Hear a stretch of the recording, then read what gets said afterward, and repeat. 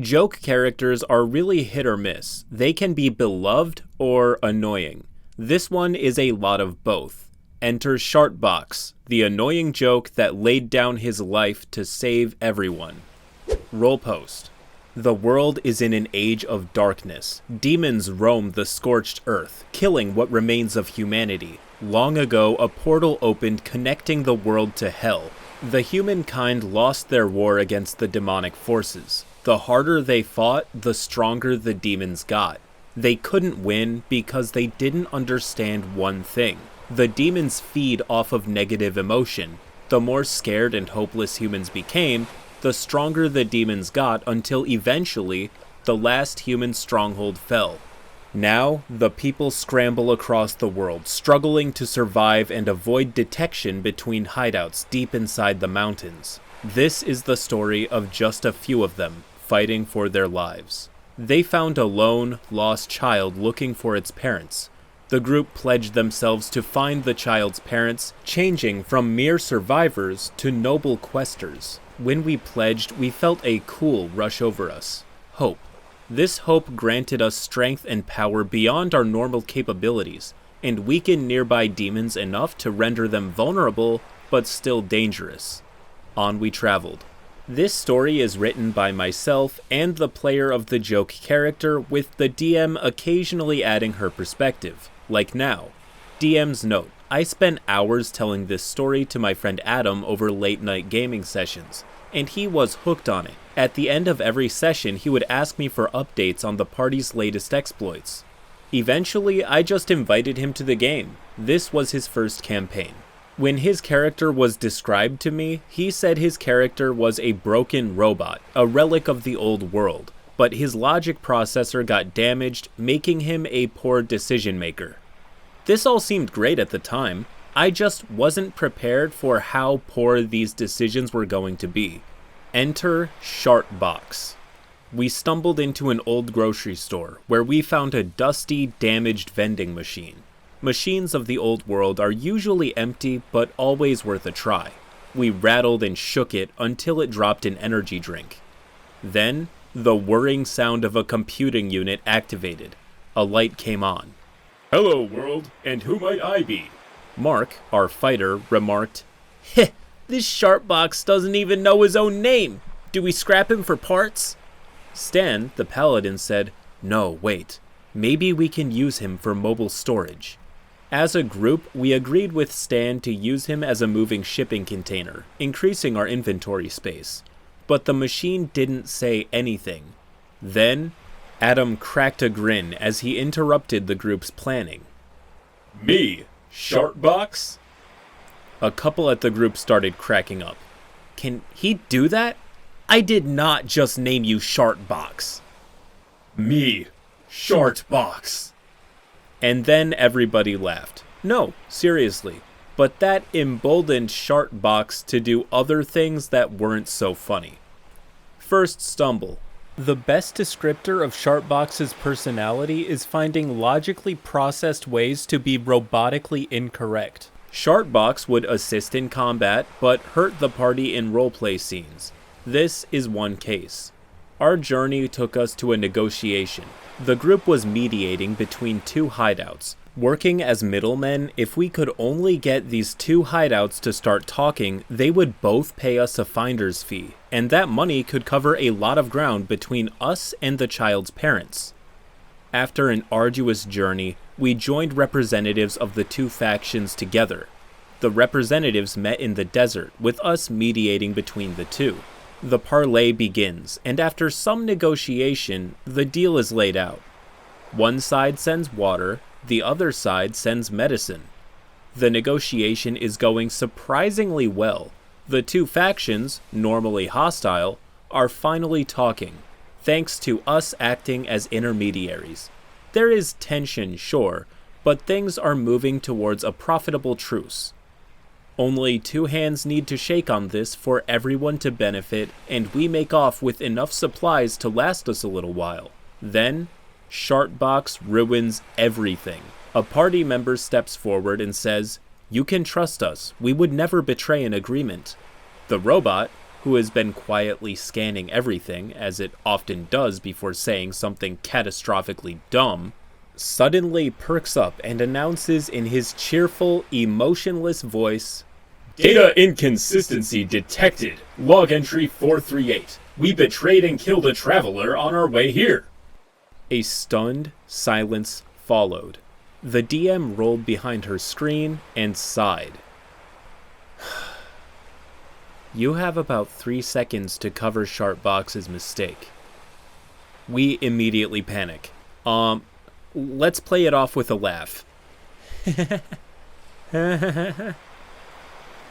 Roll a performance check.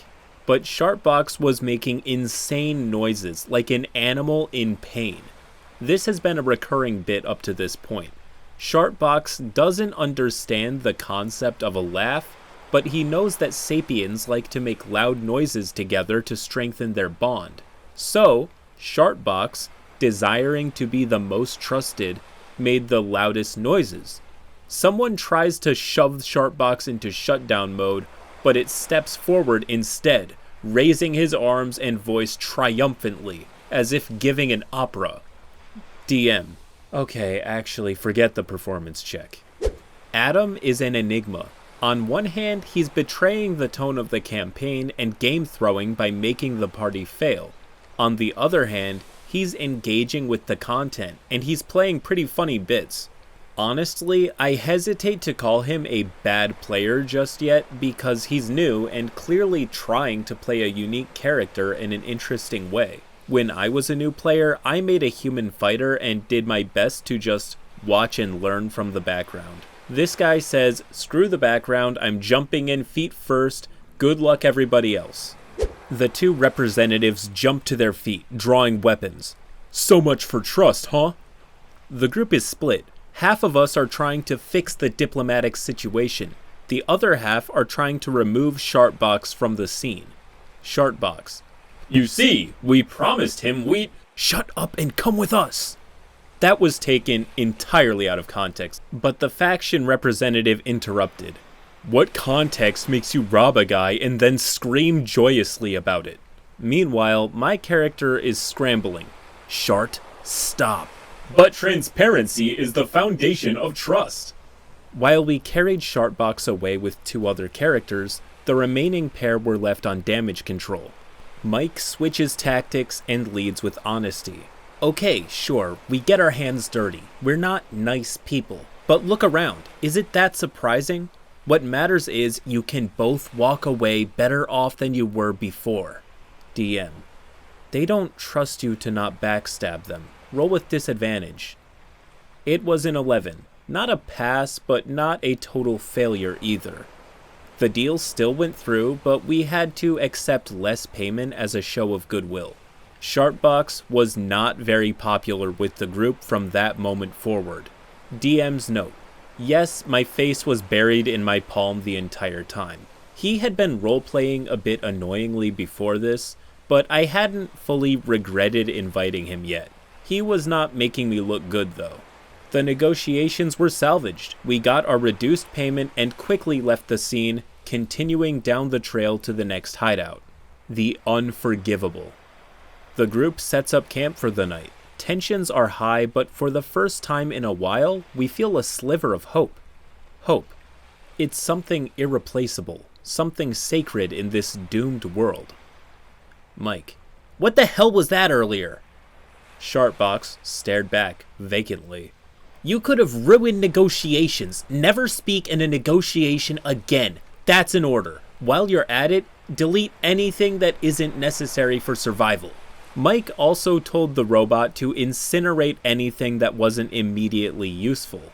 Sharpbox, still playing into the ruining everything bit, asked, Are you sure? Mike said yes. He stood by the bonfire.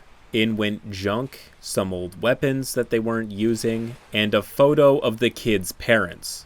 The group stares. Silent. Okay, I'm feeling ready to eat some of my words. I know people like to talk about roleplay good. Do act like your character. Metagaming bad. Don't act like a stat sheet. This is good advice at a lot of tables most of the time, but it's times like these where you gotta remember that it's a game. It is what your character would do, sure, but when you throw the game repeatedly, most people are not going to think, Sharpbox keeps game throwing, but that's okay, it's what his character would do.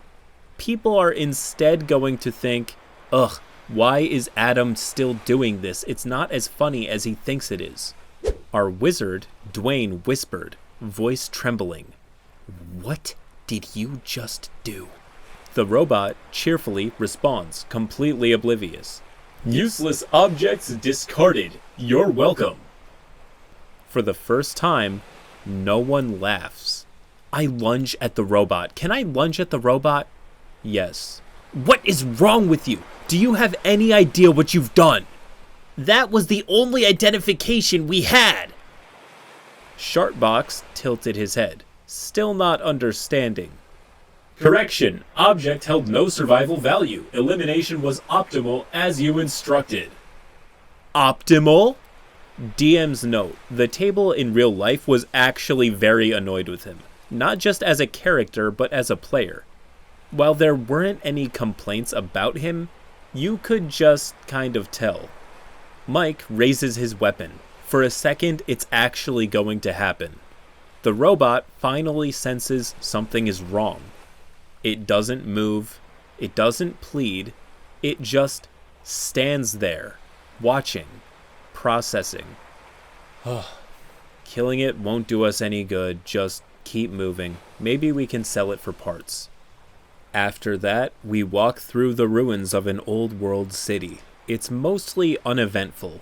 Get in a few fights, tap resources, scavenge, but Sharpbox is notably silent. He hasn't said anything weird or annoying. He didn't ruin any player interactions. Then, late one night, as everyone else slept, Aaron, the DM, called on Sharpbox. As you stand watch for the night, the child stares at the fire, awake. Adam, noticing that this is supposed to be Sharpbox's chance to make good, speaks. That night, while the group was asleep, the robot quietly sat down next to the child. It doesn't say anything at first, just sits there. Then, in an unusually soft voice, he says, Sharpbox remembers the photo. The child looks up. The robot's eyes flicker gently. Sharpbox remembers their faces. Sharpbox remembers their smiles. Sharpbox remembers every detail. A pause. Would you like Sharpbox to show you? The child wipes their nose and nods. So the robot closes its eyes, and on its monitor, the image is displayed. Maybe the robot is stupid. Maybe it's a walking disaster. Maybe it ruins everything it touches. But in this moment, it's trying. And that has to count for something. The next morning, we dust ourselves off and make tracks for the next hideout. It's a somber walk. Nobody really knows what to say. What I really want to know is what changed between the Sharpbox that kept game throwing and acting like an idiot versus the Sharpbox that built one of the most beautiful off-the-cuff roleplay scenes I've ever read. Did somebody have a conversation with him? Maybe. But someone who has the emotional intelligence to play that campfire scene, in my guesstimations, didn't need anyone to come out and say that people were getting annoyed with him. And what do we say about beginners who make classic mistakes, but also have all the necessary skills and the ability and desire to learn? We have a word for those traits when they're all put together. We say they have potential. I would keep this player around for that reason. Detecting a lull, the DM throws demons at us, a lot of them. The battle is chaos. We're outnumbered, outmatched, and out of time. The demons are everywhere. Claws slashing, teeth gnashing, and the air thick with the stench of blood and sulfur. We're holding our ground, but barely. We have Sharpbox taking all the hits as he has the highest AC and hit points, while the rest of us either hide behind him or around the battlefield. Everybody in the party is fighting for our lives. Even Sharpbox is fighting as best he can, but he sustains more damage than anyone else on the team as he is the tank. But he overplays his robotic hand and steps dangerously deep into a bad position. He's losing health fast and the enemies just aren't dying fast enough. That's when a yell is heard from behind. Dwayne, "Oi, hands off my bot!" A squishy DPS class jumps into the fray, landing between Sharpbox and an enemy. There is significance in this gesture because we have a homebrew rule. If you go down, you roll on a table of scars. Scars are permanent debuffs that your character carries with them for the rest of the game. They both get beaten badly. Dwayne goes down, but we emerge on the other side of this battle alive. This does not compute. Sharpbox has always been the one getting in the way, causing problems, nearly getting others killed. The group has threatened to destroy it multiple times. So why? Why did Dwayne save him? He tilts his head. But Sharpbox is not a priority unit. Dwayne lies on the ground, bloodied, gritting his teeth. "Shut up, you stupid robot. We're not leaving anyone behind." Sharpbox pauses. I'm going to guess that Dwayne didn't jump into the fray only because he couldn't stand to see Sharpbox get hurt. If the party's hiding around, then Sharpbox going down would make every party member a vulnerable target, and these characters are much squishier.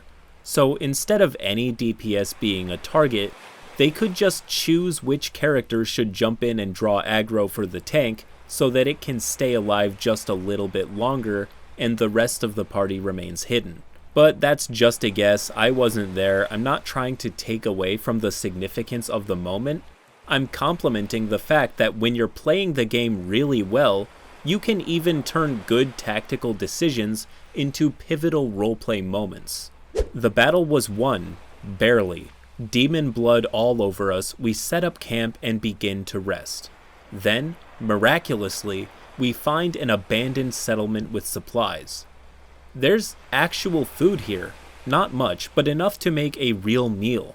For the first time in weeks, we can eat something that isn't just canned mystery sludge. Everyone is excited. In gratitude, Sharpbox attempts to cook a meal. Commencing Master Chef Protocol. Oh no, Sharpbox doesn't understand cooking. It doesn't even understand seasoning. So it just throws everything into one giant pot. Canned beans? Check. Dried fruit? Check. A bottle of vinegar? Check. A whole unpeeled onion? Check. Gunpowder? Check. Hey, what was that last thing? The group watches in horror. You don't understand food. Stop it.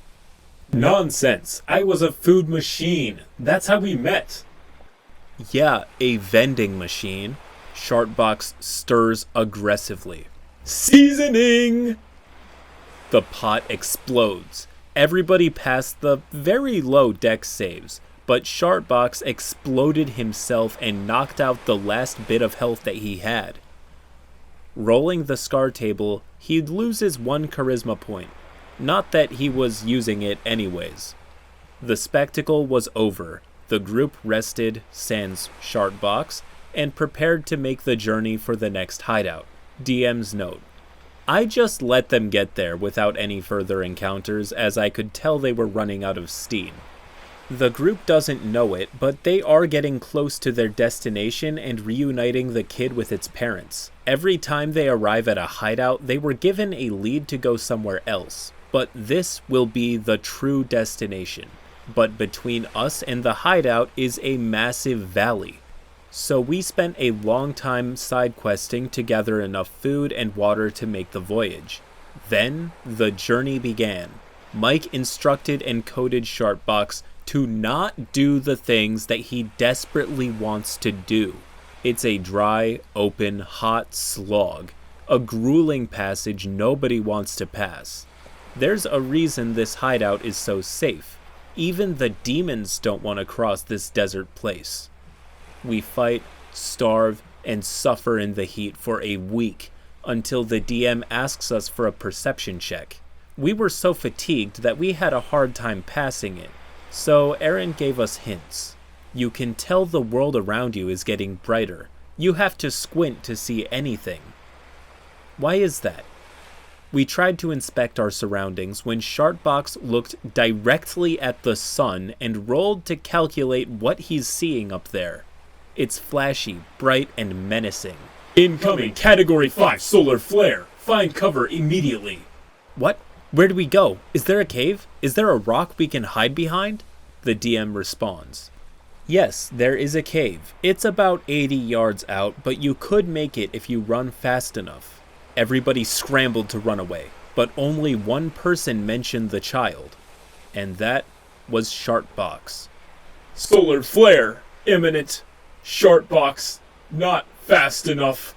I take the child and put it inside my cooling storage unit. Stan said, "Wait, I take my last move back. Let me take the child. I'm stronger and faster." But the DM just kept narrating.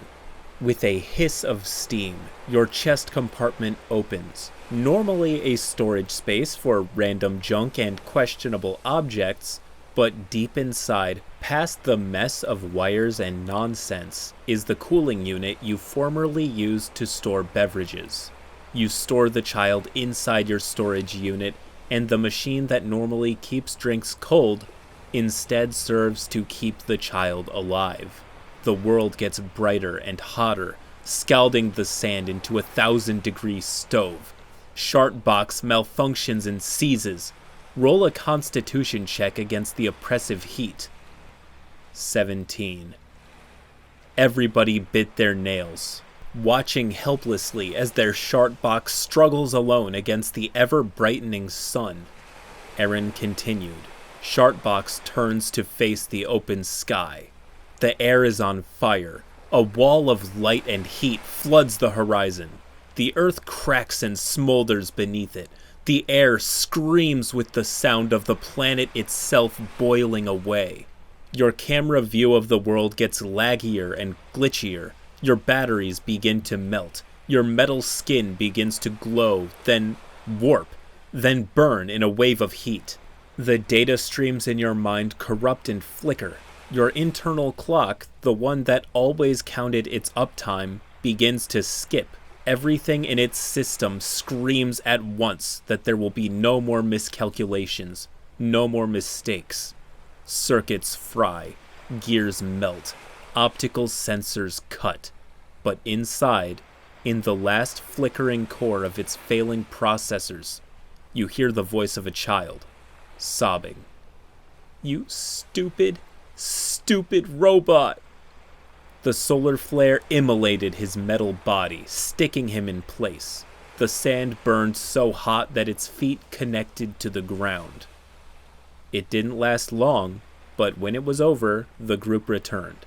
Their characters certain that the child was cooked alive in one final mistake by the loathed Shartbox. But instead, they heard a thud. Then another. The group scrambled to open the vending machine. The child was alive, drenched in sweat and steaming, but safe. You did it! The group celebrates, overjoyed that their child was safe. Then the DM turned to Adam, tears in his eyes. "Your time is up. Any last words?" Shartbox not important. Only life important. The group was silent for what felt like ages. Aaron called the session shortly after. There was still a short way to go, but the worst of it was over. When the child eventually returned to its parents, word spread. People started having hope again. Shartbox's immolated remains stood as his own statue, a testament to his deeds. The evidence that good still exists gave hope to the entire hideout. The demonic forces suffered for it, suddenly being hit with rays of hope from far away. What remains of humanity was bolstered. There is a long war left to fight, but our heroes stand watch. They spent the rest of the campaign training, supplying, and leading a new army to restore hope and save all of the lands. And they called themselves the Shartboxes.